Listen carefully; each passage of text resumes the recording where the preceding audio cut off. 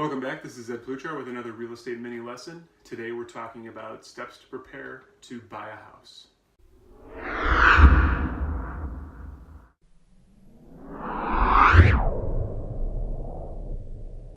Welcome back. I'm Ed PluchAr and I want to get right into this. It's a really strong spring season, seeing multiple offers on a lot of houses. I've won some, I've lost some.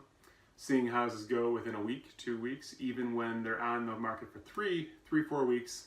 I'll jump in with a buyer and suddenly there are multiple offers. So it's really cooking right now. Preached on this before, just touch on it right now. You want to get a pre-approval as your first step. A lot of important steps here that we're going to cover. The Realty.com article is a little too ease up, man. You don't need to attend home buying class. If you want to, if you feel like it, go ahead. But get a good agent, get a good rate agent to help you understand the process. They can walk you through all the steps, personalize it, answer your questions. You won't be embarrassed to ask. I guess I did the last step first, but get a pre-approval. Had a buyer recently say to me that he wanted to look at some properties first before he went to find out how much he could afford.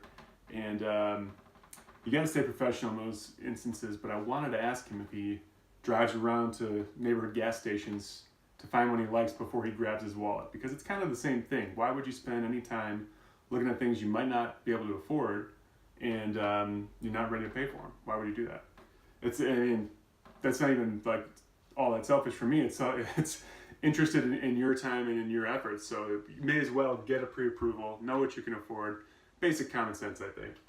Next, during the process, once you've got that pre-approval, once you're committed to buying a house, especially once you've gone under contract for a house, no other big purchases. Don't buy a car, don't buy a truck, like a recent client did. Don't buy, don't go and splurge on the furniture. Wait until you have the house, then go get the furniture. No big purchases because it throws off your credit, throws off how much money you have to close. Next step, important one, get very clear. The sooner you can, the better. Get very clear on the location you want to be in. It can be a couple towns, ideally it's one town, ideally it's one neighborhood. But in any case, get clear on where you want to be and your wants versus your needs. Because there are going to be a lot of options. I promise you, I've worked with hundreds of buyers. There is no perfect house. No matter what price range you're in, no matter where you're looking or what you're looking for, there is no perfect house. So decide what's most important to you. Try to meet those things, and then be willing to let go of some of the lesser things that just aren't critical to what you're looking for in a house. Finally, this could be number one actually. So it was fitting that we addressed it first, but find a good agent to help you navigate this process. You can read your Realtor.com articles. I've got a client who did a ton of research, and that's not wrong. But in the end, they're still asking me questions, which is exactly what you should do. You should ask questions of an experienced, trusted professional who could take you through the steps and really articulate it in a way that is understandable to you and relevant to your experience.